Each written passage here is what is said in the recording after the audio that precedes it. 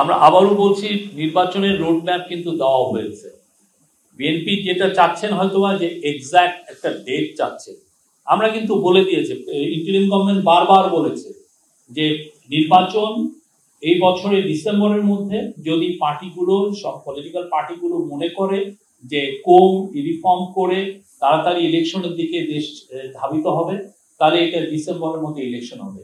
আর যদি না, ওনারা পলিটিক্যাল পার্টি চান যদি আরো কিছু রিফর্ম হোক, হওয়ার পরে ইলেকশন, সেক্ষেত্রে আরো 3 মাস এটা দেরি হতে পারে। বাট তারপরে এপ্রিলের পরে থেকে আপনারা জানেন যে কালবৈশাখীর সিজন শুরু হয়, তারপরে রেনি সিজন শুরু হয়, সেই সময়টা আসলে ইলেকশন করাটা মানে সুইটেবল সময় না। আপনারা জানেন যে ইন্টারিম গভর্নমেন্ট অগাস্টের 8 তারিখে তারা টেক ওভার করেছে, এবং অগাস্টের 8 তারিখের পরের থেকে প্রথম বেশ কিছু মাস আপনারা জানেন যে রোজ বন্যার নিয়ে আমাদেরকে প্রচুর বন্যাতে ফোকাস করতে হয়েছে। 6টা বন্যা হয়েছিল। আর ঠিক অক্টোবর মাস থেকে চিফ অ্যাডভাইজার মহোদয় ইন্টারিম গভর্নমেন্টের সমস্ত উইংকে, এটা অ্যাডভাইজার মহোদয়দেরকে এবং এছাড়া যারা জীবনযাত্রার নিয়ে, এই কস্ট অফ লিভিং নিয়ে যারা কাজ করেন, ফুড নিয়ে যারা কাজ করেন, অন্যান্য নিত্য প্রয়োজনীয় দ্রব্য নিয়ে যাদের কাজ করেন, সবাইকে নির্দেশ দিয়েছিলেন যে যাতে রোজাকে ফোকাস করে যে কিভাবে জীবনযাত্রার মান, কিভাবে ফুড পণ্যের, বিশেষ করে ফুড এবং অন্যান্য পণ্যের দাম কিভাবে সহনীয় পর্যায়ে আনা যায়, সে লক্ষ্যে ইন্টেন্সিভলি কাজ করা হয়েছে। এবং আমরা আজকে বলতে পারি, আজকে আমাদের কাছে যে ডেটা আছে যে জিনিসপত্রের দামের, বিশেষ করে নিত্য প্রয়োজনীয় ভোগ্য পণ্যের, সেখানে স্পষ্ট দেখা যাচ্ছে যে গত রোজার থেকে এই রোজায় বেশিরভাগ পণ্যেরই দাম সহনীয় পর্যায়ে এসে কমেছে। এবং এই যে সহনীয় পর্যায়ে আসা, এটা আমাদের পুরো রোজা ধরে, এই যে সামনে যে রোজা আসছে, পুরো রোজায় আমাদের ফোকাস থাকবে যে এটাকে কিভাবে, এই দামটাকে সহনীয় পর্যায়ে রাখা যায়। পুরো রোজাতে ইন্টারিম গভর্নমেন্টের ফোকাস থাকবে দাম কিভাবে সহনীয় পর্যায়ে রাখা যায়। এটা আপনি জানেন যে রোজার সময় কিছু কিছু নিত্য প্রয়োজনীয় দ্রব্যের কনজাম্পশন বেড়ে যায়, বিশেষ করে এডিবল অয়েলের ক্ষেত্রে এটা আমরা দেখেছি, বা স্ন্যাক্স, অন্যান্য কিছু যেমন ছোলা বা খেজুর, সেগুলোর ক্ষেত্রে। তো এই প্রত্যেকটা পণ্যের ক্ষেত্রেই এই গভর্নমেন্টের ফোকাস হচ্ছে কিভাবে এটাকে সহনীয় পর্যায়ে রাখা যায়। এটার জন্য ইন্টেন্সিভলি কাজ করছে কমার্স মিনিস্ট্রি, এটার জন্য কাজ করছে ন্যাশনাল বোর্ড অফ রেভিনিউ, এটার জন্য কাজ করছে সেন্ট্রাল ব্যাংক, এবং এটার জন্য কাজ করছে ট্যারিফ কমিশন। সবার সম্মিলিত প্রয়াসে আজকে আমরা বলতে পারি যে অনেক পণ্যেরই দাম সহনীয় পর্যায়ে এসছে, এবং আমাদের পুরো রোজা জুড়েই ফোকাসটা থাকবে কিভাবে এই দামটাকে আরো সহনীয় পর্যায়ে আনা যায়। এবং সে লক্ষ্যে কিছু কিছু পণ্যের আরো যাতে সরবরাহ বাড়ানো যায়, বিশেষ করে এডিবল অয়েলের ক্ষেত্রে আমরা প্রতিদিন মনিটর করছি কত টন এডিবল অয়েল বিদেশের থেকে আসছে রিফাইনিং এর জন্য, এবং সেটা আমরা দেখছি যে আমরা আশা করছি যে সাপ্লাই পরিস্থিতি সামনে আরো ভালো হবে, এটুকু আমরা বলতে পারি। এবং সেক্ষেত্রে আশা করা যায় যে দাম সহনীয় পর্যায়ে থাকবে। আমরা আপনাদেরকেও খুব শীঘ্রই এই যে দামের যে লিস্ট এবং গত বছর কি ছিল, গত রমজানে কি ছিল, সেটার একটা আপনার কম্পারেটিভ পিকচার আপনাদেরকে দিব, আপনারা দেখবেন।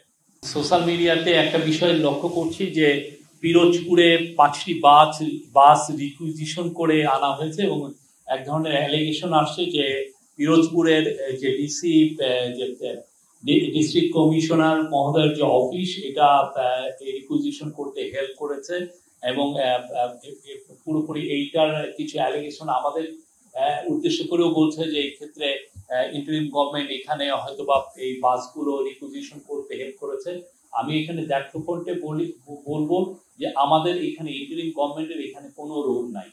যেটা হয়েছে, যেটা আমরা পিরোজপুরের ডিসি সাথে কথা বলেছি, ডিসি আশরাফুল আলম জানিয়েছেন যে গতকাল বা তার আগের দিন থেকেই বৈষম্য পিরোজপুর শাখা বৈষম্য বিরোধী ছাত্র দল এবং নাগরিক কমিটি তাদের কাছে বাস রিকুইজিশনের জন্য জানিয়েছেন এবং তারা তাদেরকে ডিসি মহোদয়ের কাছে একটা চিঠিও দিয়েছে।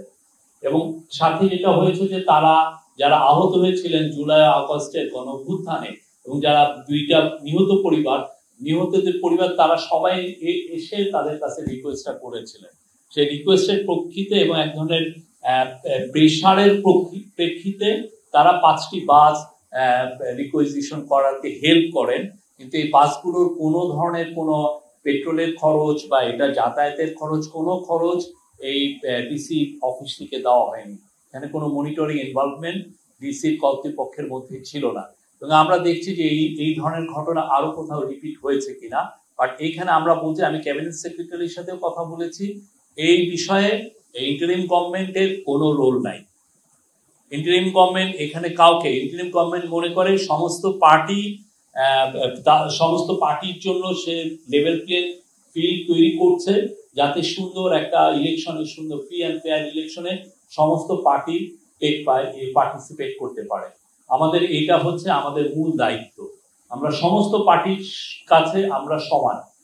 তো সেই জায়গায় আমরা মনে করে যে এই ধরনের ইন্টারনেটে যেটা বলা হচ্ছে আসলে সেটার মধ্যে বেশিরভাগই অতিরঞ্জিত আমরা মনে করি। সোয়াবিন তেলের সরবরাহ পরিস্থিতি প্রতিনিয়ত মনিটর করছি, বোথ লুজ এবং বোতল সোয়াবিন তেল। এবং আমরা আশা করছি যে এটা অলরেডি লুজ সোয়াবিন তেল আপনারা দেখেছেন যে অলরেডি আমরা দেখছি যে দাম সহনীয়, দাম একটু কমা শুরু হয়েছে এবং আমরা আশা করছি যে সামনের সরবরাহ পরিস্থিতি আরো ভালো হলে দামটা আর একটু বেটার জায়গায় যাবে। আর আপনি যেটা বললেন যে বোতল সয়াবিন তেলের ক্ষেত্রে আমরা এর আগেও 2-1 বার দেখেছি যে মার্কেটের থেকে কেউ বলেছেন যে এটা উধাও হয়ে গেছে। তো আমরা চেষ্টা করছি যে আমাদের সর্বোচ্চ চেষ্টা আছে যে এটার সরবরাহ যাতে এখন ঠিক পর্যায়ে আসে এবং এটার জন্য সবার জন্য এটা মানে পর্যাপ্ত সরবরাহ থাকে। আপনি গত সপ্তাহে মানে এই সপ্তাহে প্রথম থেকে দেখেছেন যে আমরা অনেকগুলো চেক পোস্ট বসিয়েছি, পুলিশদেরকে খুব প্যাট্রোলিংটা সহজ এবং খুব দ্রুত করার জন্য পুলিশ বাহিনী এবং অন্যান্য বাহিনীকে মোটরসাইকেল দেওয়া হচ্ছে।